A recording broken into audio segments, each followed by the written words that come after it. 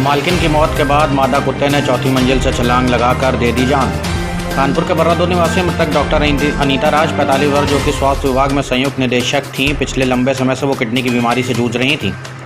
अप्रैल में गुर्दा प्रत्यारोपण होना था। दिल्ली के अस्पताल से भी डेट मिल चुकी थी, मगर इन दिनों 8 दिन पहले से स्वास्थ्य ज़्यादा बिगड़ जाने के कारण प्राइवेट निजी अस्पताल में इलाज चल रहा था, जहाँ सुबह उनका देहांत हो गया।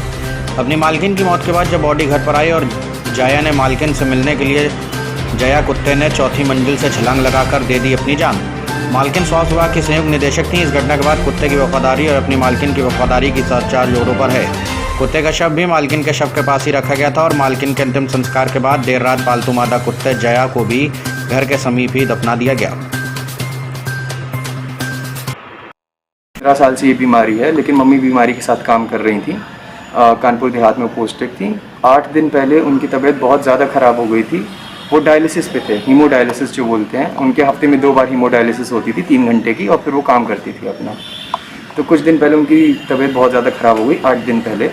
तो हमने उनको हॉस्पिटल में एडमिट कराया, यहाँ पे एक प्राइवेट हॉस्पिटल में कानपुर में। कल उनकी कॉम्प्लिकेशन, जो क्रोनिक रीनल फेलियर होता है, उसका कॉम्प्लिकेशन हो सकता है कार्डियक अरेस्ट, जिसको हम बोलते हैं, जिसमें आपका दिल रुक जाता है। ये उनके साथ सुबह में 4 साढ़े 4 बजे के आसपास हुआ, और उसके बाद उसकी वजह से उनकी डेथ हो गई।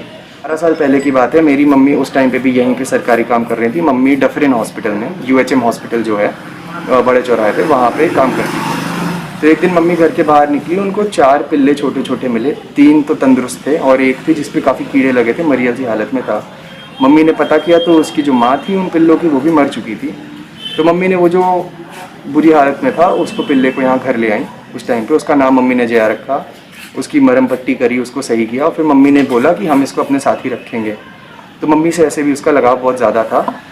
वो इंतज़ार करती थी, जब भी मम्मी कहीं बाहर जाते थे तो वो इंतज़ार करती थी माँ वापस कब आएंगे।